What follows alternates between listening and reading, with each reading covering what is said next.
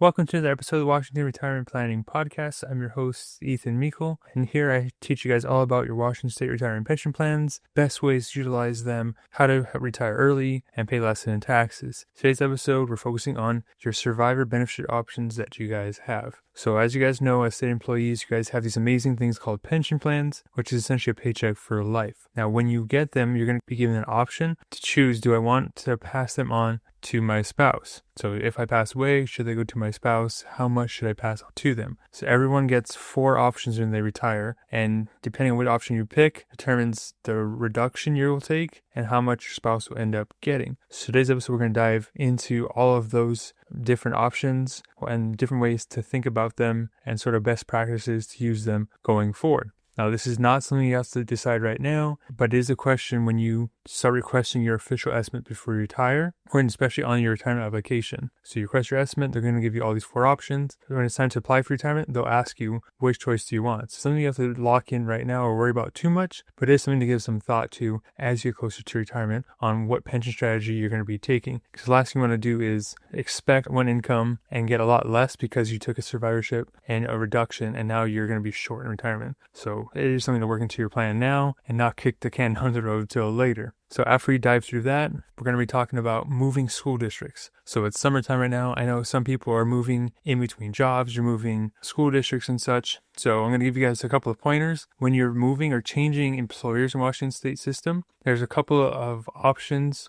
or opportunities that are going to open up to you for a limited time. Now, this window is only about 90 days, so it's important to take action while you can. So I'll go over a couple of key points and best practices when you are moving employers to maximize your benefits even further. Just give you guys more opportunity and flexibility in your life. All right, so with that, let's dive right in. So basically, all a survivorship option does continues your pension on after you pass away to your spouse or a loved one. Now, anytime you look at one of those pension formulas, so for example, you've seen the video on Plan 3 where we talked about the formula of 1% times years worked times average top 5 years. Anytime you see those formulas, that's what they call your full benefit formula, or what they call option 1 in the survivorship option program. So if you're single when you go to collect your benefits, this is going to be the only option you have available to you. So the survivorship option coming in place is for people that have spouses, and they give you 3 other options to take it. And anytime you take a survivorship option, what it does is it's going to reduce the amount of pension income you would receive right now while you're living. And should you pass away, your spouse is going to receive a portion of that income. Now, how much they're going to receive depends on the option you pick. So they have the 100% option, 50%, or 66.6.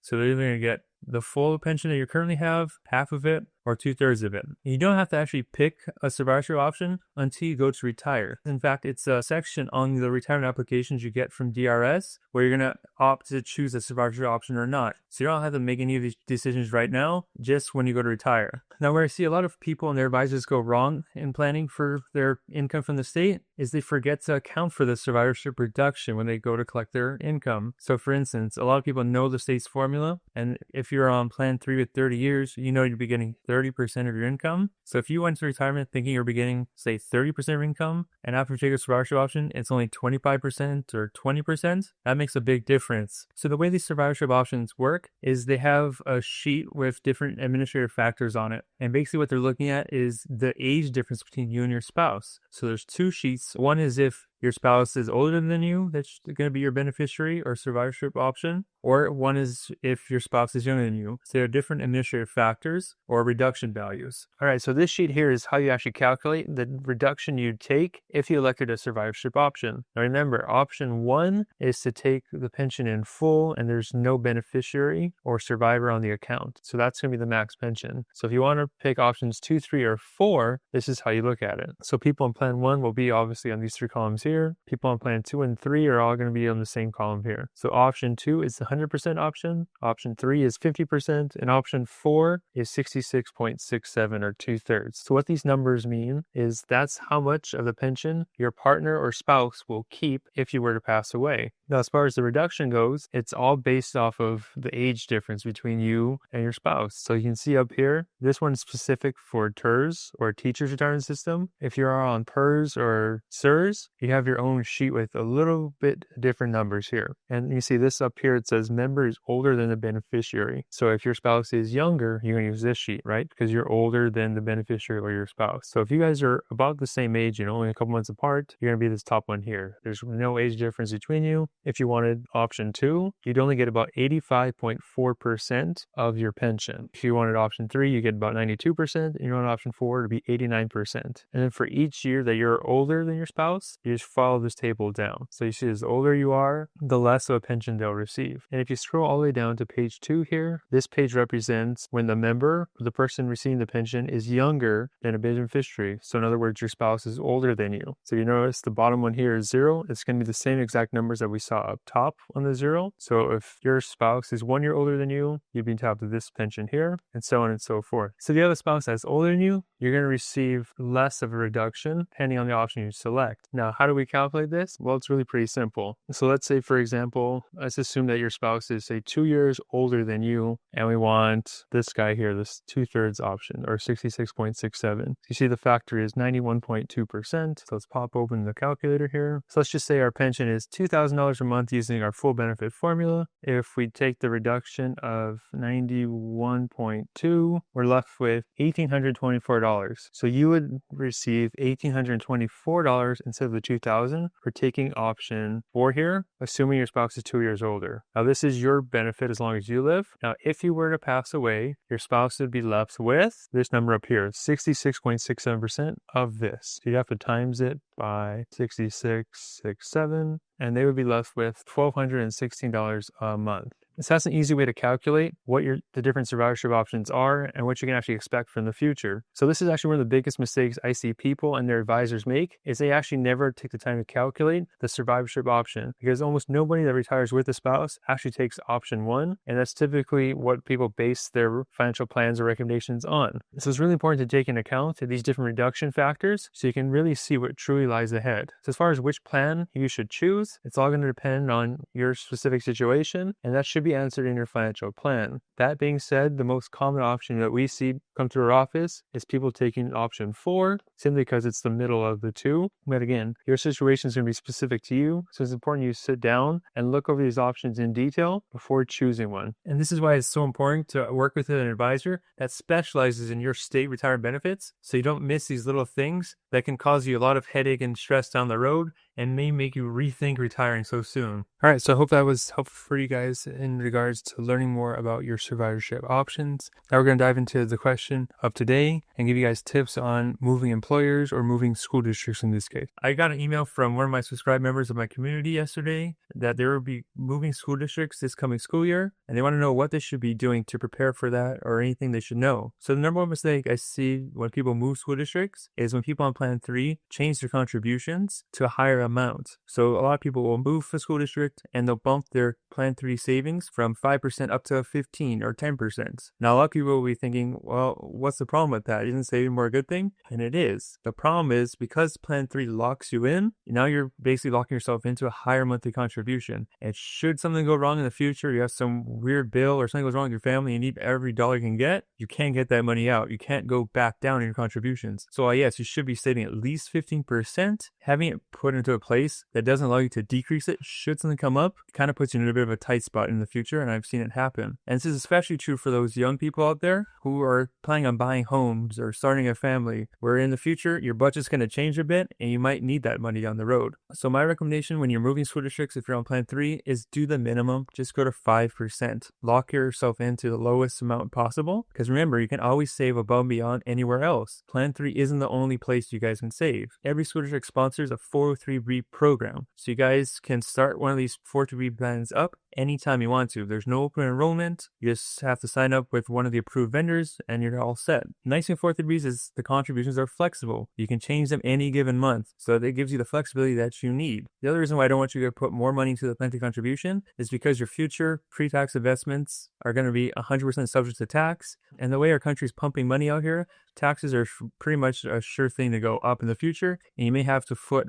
a higher tax bill down the road in your retirement. And when you think of it, when should you be paying your taxes? While you're working and making the money and actually have the money to pay taxes with? Or you want to pay it in retirement when you're on a fixed budget? It just makes sense to pay it now. And that brings me to my second point. When you're moving school districts, you should think about moving your contributions over into a tax-free savings, such as a Roth 403B plan if your school district has it available, or using a Roth IRA. And if you guys aren't able to use any of those options due to income restrictions or school restrictions and those options, then you can also use cash value life insurance as a form to save money into on a tax-free basis. Another thing you guys want to do is if you already have a 403B plan in your current district and you plan on moving districts, you want to have to fill out the paperwork to transfer that 403B with you. It's called doing a 403B transfer. You should have to contact the company your 403B is with, and they can help you facilitate that process to move over to your current district, and you can keep adding money into that plan. All right, so remember, if you're moving school districts, one, make sure you're going to bump your planting contribution down to the minimum of 5% just to give yourself some more flexibility should something come up down the road. Two, any other money you're going to be putting away per month should be going towards a tax-free account. Roth IRA, Roth 403B, cash value life insurance. Now it's going to give you a lot more tax-free growth down the road and save you a ton of headaches. And three, if you currently have a 403B plan in your current district, make sure you fill out the proper paperwork to take the plan with you because it will not follow. And I've seen way too many times where people have 2 to 3 different 403Bs in different districts, and it makes it a nightmare to get out down the road. Now, one thing I want to add here is that you do have the option to use deferred compensation plans or Roth deferred compensation plans, as well as a 403B if you're a school district employee. So you can have both, and they are in different tax codes. So someone over 50 has the potential to put over $30,000 into a 403B and $30,000 into deferred comp. So you have $60,000 of contributions that you guys can fill up. So there's no shortage for most people when they bump their 15 and 10% plans of contribution down to 5%. Still a lot of wiggle room to be saving.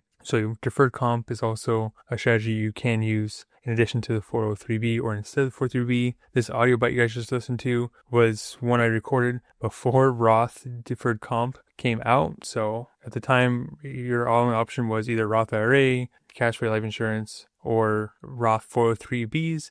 Now you got Roth DCP accounts out. They're much cheaper in terms of internal fee costs. So if I were to tell you guys to go one way, deferred comp probably makes more sense for more people now than it has in the past. So definitely check that one out there. If you guys want more information like this one, feel free to join my new free retirement community on school. It's exclusive for Washington State employees. I go over every member individually to make sure they're approved. They have answers to questions before they get into the community. Inside of there, you're going to have access to over 100 different members. So if you want to ask questions or share your knowledge with everyone else, you can do that in a safe environment. I also have exclusive courses and videos coming out to that group to help improve your education. So if you want to dive deeper in this, if you know someone that really needs help, then they just need help financially. And I've got YouTube videos out there, but they're kind of sporadic and a lot of them are dated. In this course, everything's up to date for you guys to rely on. All right. So until next time, remember that your future depends on what you do today. All right, before I sign off, just a real quick legal disclosure that we're required to say as licensed fiduciary advisors. So remember that this is a podcast. It is designed for educational and entertainment purposes only. I don't know you personally, therefore I cannot give you any personal advice. So please don't take anything that we say on the show as being personal, financial, legal, or tax advice. If you want that kind of stuff, make sure you seek out a professional so they can help you with the strategies and investments that are right for you. Also, please remember that despite the name of our show, we are in no way associated with Washington State or the Department of Guidance Systems or any other Washington employer. We're a private-owned firm that specializes in working with Washington State employees, which is why we know so much about this stuff. So remember, we don't work for the state in any way, shape, or form. So please don't confuse us as being an official representative of the state. All right, that's it for the legal stuff. I'll catch you guys all next time.